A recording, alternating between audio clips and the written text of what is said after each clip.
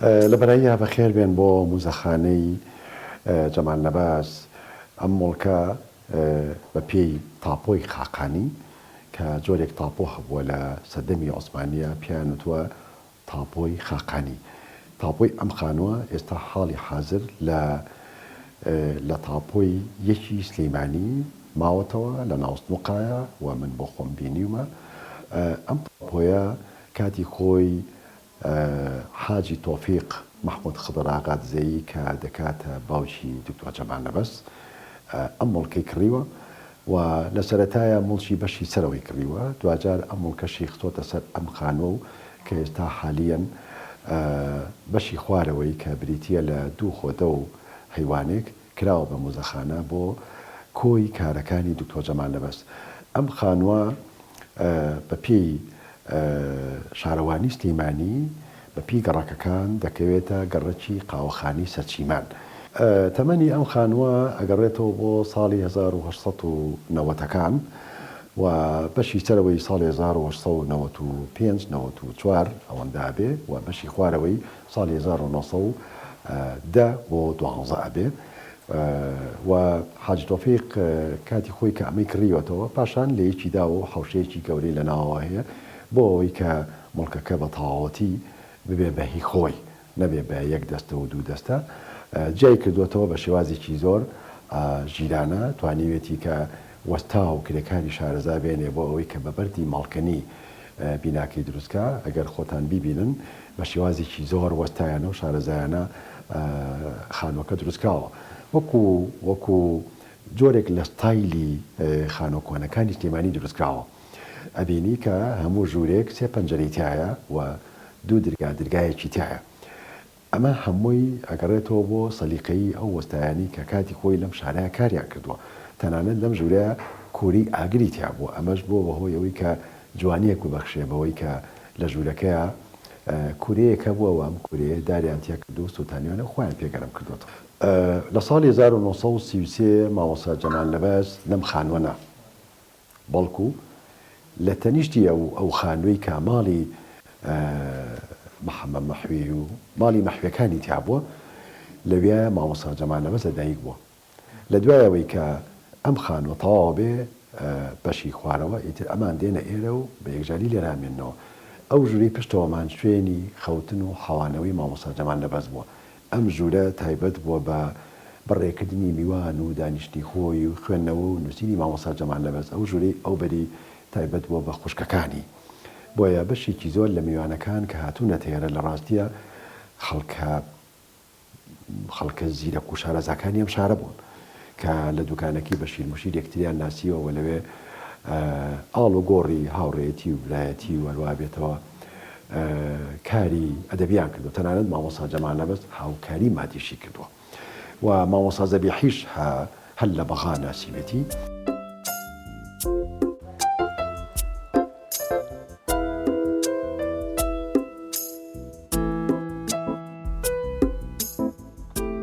لە دوای ئەوەی کە نیعمەتخانی خوشکی پێشنیاری کرد و فەرمووی کە ئەم خانووە دەکا بە موزەخانە بۆ دکتۆر جەمال نەبەسی برای و لەگەڵ هاوڕێی هەژام هونەرمەندی نێودار مامۆستا ڕۆستەم ئاغالا دەستمان پێ کرد بە کۆی کارەکان. لە ڕاستیە دیزایانی ئەم خانووە و شێوازی پاراستنی ئەم خانووە لە ڕووی کەلتوری و لە ڕووی شوێنەوارەوە هەمووی دەگەڕێتەوە بۆ هەوڵ و ماندووبوونی مامۆستا ڕۆستەم ئاغالا، چونکە ئەو شارەزاییەکی باشی لەم بوارانە هەیە. هەردووپان شان بەشانی یەک دەستمان پێ کرد و لە دوایەوەی کە تەواو بوو و ئامادەمان کرد بۆ ئەوەی کە کەلوپەلەکان بێنین یەکێک لەو شتانی کە بەلامانەوە گرنگ بوو بینێرە کتێبخانەکەیەتی. ئەم کتێبخانەیە لە ساڵی 1945 وەسا عەلی نەجار باوکی بەستانەسیاری شاعیر باوکی شید ئەنوەری عەلی نەجار دروستی کردووە و کتێبخانەکەشی کە کتێبی تایە بەشێکی زۆری زمانی ئینگلیزین، بەشێکی زۆری زمانی عەرەبین و بەشەکەی تریشی زمانی کوردی و هەروەها زمانی فارسیشی تایە. چونکە مامۆستا جەمال نەبەس 11 زمانی زانیوە. لەو 11 زمانە توانیوێتی خزمەتێکی گەورە بە زمان و ئەدەب و مێژووی کوردکە. ئەوانی کە لە کوردستان چاپکراون هەمووی لەسەر ئەرچی نیعمەتخانی خوشکی چاپکراوە و بەشێک لە چاپکراوی کتێبەکان لێرە هەیە. بە تایبەتی یەکەمین کتێبی سەرەتای میکانیک و خۆماڵەکانی مادە یەکێک لە کتێبە هەرە باشەکانە کە یەکەمین کتێبی زانستیە کە خوێندکاری کۆل لە قۆناغی نۆی بنەڕەتی تاکو ئامادەی دەتوانێت سوودی لەبینێ. بۆچی؟ لەبەرەوەی هەموو ئەو دەسەواژە ئینگلیزی و لاتینیانی کە بە زمانی فیزیا لە زمانی بیرکاریە هەبووە مامۆستا جەمال نەبەست کردوێتی بە کوردی و پێشکەشی خوێنەوارانی کوردی کردووە. و هەروەها یەکێک لەو کتێبانەی تری کە یەکەمین کتێبە لە باشووری کوردستان نووسرابێ بە نێونیشانی وەرجێڕان هونەرە. ئەمە سەرەتایەکی زۆر باشە بۆ ئەوانەی کە کاری وەرجێڕانەکەن.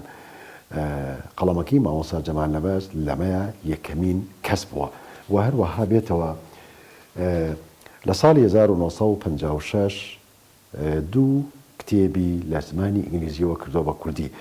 یەکەمیان گەرداوەکی شکسپیرە کە لە زمانی ئینگلیزیەوە کردێتی بە کوردی و دووەمیان پاڵتۆی گۆگۆڵ لە زمانی ئینگلیزیەوە کردێتی بە کوردی و لە دوای ئەوە خۆی درامایەکی نووسیوە بە نێونیشانی لالۆکەری. ئەو کاتەی کە لە شاری هەولێر لەسەر مەسەلەی زمانی کوردی نقلی دەکەن بۆ بەسرا، لە بەسرا سێ کتێب دەنووسێ. ئەو سێ کتێبی کە باسم کردن بەرهەمی ئەو ڕۆژگارەیە کە لە بەسرا بۆتە مامۆستا و دوور کراوەتەوە لە کوردستان. و مامۆستا جەمال نەبەست تاکو ئێستا 86 کتێبی هەیە بە زمانەکانی کوردی، عەرەبی، فارسی، ئینگلیزی، فەڕەنسی و بۆ خۆی 12 زمانی زانیوە. هەوڵی ئەوەی داوە کە دوژمنەکان کورد زیاتر بناسن. بۆیە لە سەدال ئەهالیە وتاری هەیە بە زمانی عەرەبی و لە سەوت لەکرادا زمانی هەیە بە نووسینی هەیە بە زمانی عەرەبی کە 21 وتارە بە زمانی عەرەبی کە لەسەر مەسەلەی زمان و ئەدەبی کورد قساکە.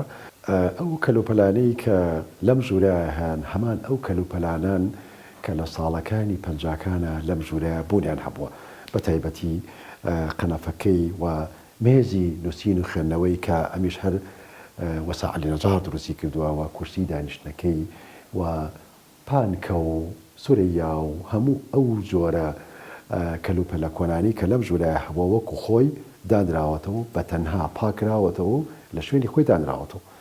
ئەو وێنانە زیاد کراوە، وێنەی خوشکەکانیەتی لە هیبەتخانەوە بۆ سەر نافیعەخان، لە نافیعەخان بۆ زەکیخان، کافیخان، نیعمەتخان. ئەمانە خوشکەکانی ئەو بوون. بۆ خۆشەویستی مامۆساوە بۆ یادەوری مامۆستا جەمال نەبەست وێنەکانمان داناوە، وێنەی حاجی تۆفیقی باوکی و وێنەی خۆی و وێنەی حاجی فاتمی دایکی کە ئەمە مافێکی ڕەوای خۆیانە کە وێنەی خوشک و کەسوکارەکەی لەم ژوورە بۆنی هەبێت.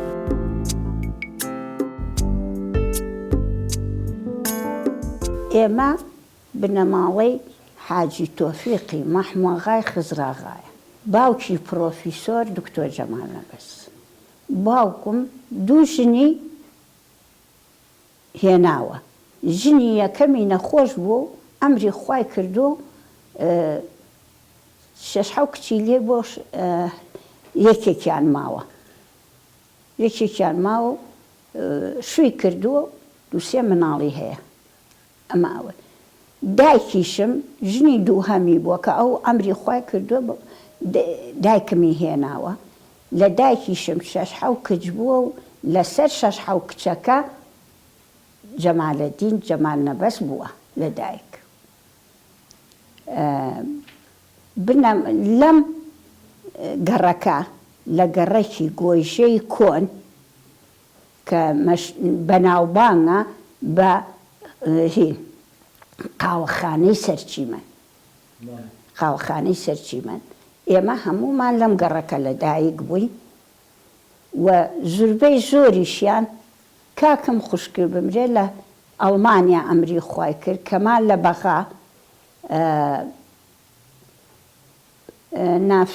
باجی نافعی خوشکم لە بەختیاری باقی مانگەکە دایکم و باجی زەکی و باجی کافە و ئەمانە هەمویان لەم خانووە کۆچی دواییان کردووە. ئێمە لەگەڵ هەموو کەسێک یەکی کۆچی. خاصەتەن ئەم گەڕەکە ئێمە لە بنەماڵەوە لەم گەڕەکە بووین و مڵکمان هەبووە و کرێچیمان هەبووە کرێچیەکان وەکو ئەو لای خۆمان وابوو. با ئەم نمونەیەکتان لەسەر ئەمە بۆ بجێڕمەوە. حاجی تۆفیقی پیرەمێرد لەگەڵ حاجی تۆفیقی مەحمەغای باوکم دائیمەن چونکە لەم گەڕەکە بوون و ئەو چاپخانەی هەبووە حاجی تۆفیق باوکم هەرچی شتێکی کڕی بێ بە حەماڵان ناردووە سا عەرەبانە و تەکسی و شتانە نەبووە بە حەماڵان ناردوێتەوە کە باوکم کڕی بێتی بردویانە بۆ ماڵی حاجی تۆفیقی پیرەمێرد کە ئەویش کڕی بێتی هێناویانە بۆ ئێمە اینجا ئیتر گۆڕراوەتەوە باوکم کە هاتۆتەوە ئێوارێ کتوانە ئەوە هێنا باوکە تۆ کڕیوتەوش نە بەخوا ڕۆڵە ئەو باجی گوڵچینە لە لامان بووە هین خزمەکارمان هەبووە کارەکەرمان هەبووە ئیشکەرمان هەبووە مشتێکمان هەبووە بەوە ناردوێتی بۆ ماڵی حاجی تۆفیقی پیرەمێرد توێتی ئەمە تۆ ئێوە کڕیوتانە بۆ ئێمەیان هێناوە ئەوە بۆی ناردوونەتەوە توێتی باشە ماڵی ئاوا بێ سوپاسیەکەم 63 هەر هیچ 63 6,000 پیا و دختۆر و شتی گەورە گەورە وەزیفەی گەورە گەورە حاکم و هەتا مەحامیەکانیش گرتیان کردیان مەحامیەوە ئەوسا من تەلەبە بووم لە شەشی ابتیدایی کردیان مەحامیەوە ئینجا ژنان بازاڕیانە بر بەڕێوە هەموو ژن بازاڕی ئەبر بەڕێ و ئیتر نەیان هێشت یەک دەنەخە مناڵی زۆر یارمەتی ژنانیەوە و هینیە کرد و ئیشوکاریانە کرد و هەتاکو ئەم 6,000 کەسە بەربوو ئینجا بانگەوازێکیان کرد بە تەیارە و کە تەیارەکە ڕۆی ئینجا ئەم 6,000یان بەردا بەریان ناو هەر کەسە چۆ ماڵ و حاڵی خۆی دوای ئەوە شتێکی تر بوو لەم سەرجادەیە کابرایەک هین بوو تۆزێ نازانم ناکۆکی لەگەڵ چیە بوو نایب زابوو و شت بوو عەریف بوو نایب زابط بوو چی بوو لە ئەسکەریا بوو لە دەوری باسە چوو لە حەمامی سەرچیمەن خۆشت بوو ئەمە حەمامی سەرچیمەن بوو لێ خۆشت بوو هاتووە دەرەوە ئەو ناحەزەکەی تەقەی لێ کردبوو ئەو فولکەی نالی ئەوێ حاویەیەکی لێ بوو چوو بۆ ناو حاویەکەوە هەتا چوو بۆ ناو حاویەکەوە تەقەی لێ کردبوو ئینجا بۆ خۆی کە پێیان زانی هاتن گەڕەکیان نایە بەر قازیفە چەند قازیفەیان نایە ناو حەمامی سەرچیمەنەوە چیان نەکرد کردیان بە منە هەرچی خەڵکە لە ناو بازاڕەوە ڕای کرد اینجا دوای ئەوە ئیتر خەڵک لە گەڕەکەکانەما اینجا ئەم حەلانەش هێنایان دوای ئەوەی قازیفەکانیان تێخست شۆفڵ و گەڵابە و شتیان هێنا هەرچی دووکان و بازاڕ هەیە ڕووخانیان بەسەر شتەکانە بوو بەو فەرتەنەیە هەتا ئێوارە ئەوەی ترسا بوو ڕای کردبوو شەوەکەی لە ماڵەوە نەبوو بوو لەم گەڕەکە بەس ئێمە لێرە مابووین کە ڕۆشت بەیانی ڕۆشتمە دەرەوە کە سەیرەکەم خەڵک یەتەوە وتمەوە لەکوێ بوون کەچی بۆ ئێوە لەم گەڕەکە بوون مان ئەرێ وەڵا بۆ وەڵا ئێمە نەمانوێراوە لەم گەڕەکە بین ئێمە ڕۆیشتوین هەر کەس بۆ ماڵی کەسوکە هەر ئێمە لەم گەڕەکە مابووین ئەرێ وەڵا زانی چی ئیبادەیان کرد گەڕەکەکە ئینجا هینێکیان کرد دیوارێکیان کرد ئەلێرە